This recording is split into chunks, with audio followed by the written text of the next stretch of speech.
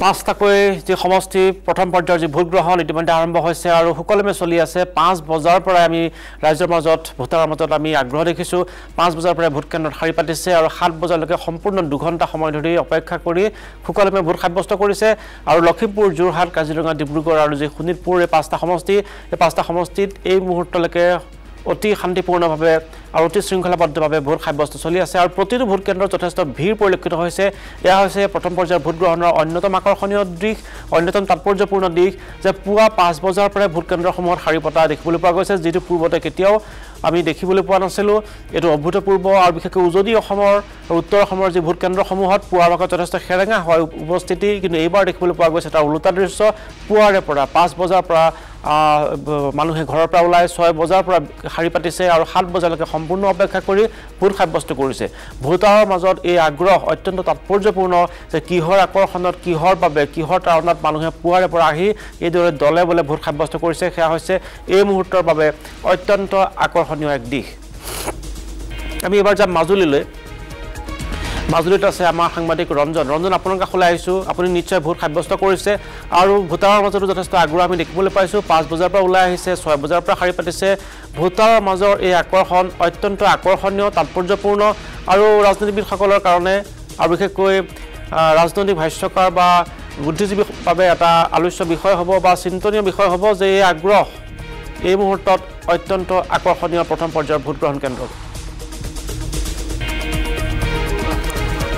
নন্দন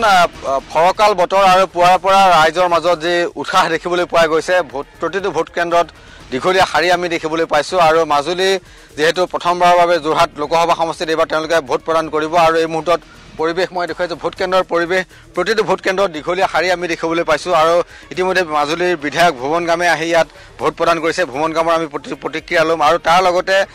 এইবাৰ নতুন ভোটাৰছক আমি দেখিবলৈ পাইছোঁ মাজুলীৰ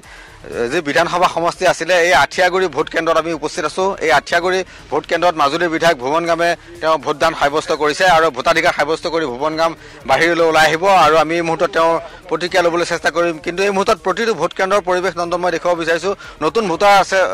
প্ৰথমবাৰৰ বাবে আপুনি ভোট দিছে এইবাৰ হয় কেনেকুৱা লাগিলে এইবাৰ মই প্ৰথমবাৰৰ বাবে ভোট প্ৰদান কৰিছোঁ সেইকাৰণে মোৰ ভালো লাগিছে আৰু মই এইবাৰ যিসকলে প্ৰথমবাৰৰ বাবে ভোট দিব সেইসকলক মানে মই ক'ব বিচাৰিছোঁ যে ভোটটো যাতে মানে উপযুক্ত গৰাকীকে প্ৰদান কৰে কাৰণ এটা ভোটে আমাৰ দেশৰ ভৱিষ্যতটো নিৰ্ভৰ কৰে ধন্যবাদ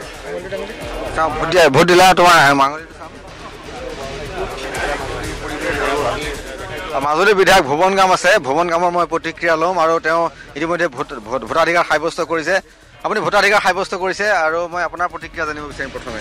আজি এটা কাৰণেও ভাল লাগিছে যে সকলো মাজুলী ৰাইজে ওলাই আহিছে সকলো ৰাইজে ওলাই আহিছে পুৱাতে আপোনালোকে দেখিছে 6টা বজাৰ পৰা আৰম্ভ হৈছে ওলাই আহি কাৰণ মই ভাবোঁ কাৰণ মাজুলী যি ধৰণে ডেভেলপ কৰিলে আমাৰ চৰকাৰে 7 বছৰত যিটো 60 বছৰ নোহোৱা কাম 7 বছৰ যিটো পৰিৱৰ্তন দেখুৱালে আপোনালোকে জানে মাজুলী জিলাৰ পৰা ধৰি যোৰহাট মাজুলী দলঙৰ পৰা ধৰি ধুনাগুৰি দলঙৰ পৰা ধৰি আৰু ডিব্ৰুগড় টু মাজুলী 2 লেন ৰাস্তাৰ পৰা ধৰি আৰু গলি গলি ৰাস্তাৰ পৰা ধৰি ইউনিভাৰ্চিটিৰ পৰা ধৰি আৰু লগতে মেডিকেল কলেজো দিয়া হ'ল আমাৰ যিটো পাবলগীয়া মাজুলী ৰাইজৰ সকলো দিয়াৰ কাৰণে আজি সকলো ৰাইজে কৈছে যে বিজেপিৰ বাহিৰে কোনো আমি বেলেগক চিনি নাপাওঁ বিজেপিকে আমি ভোট দিম উন্নয়নৰ স্বাৰ্থতে ভোট দিব বিচাৰিছে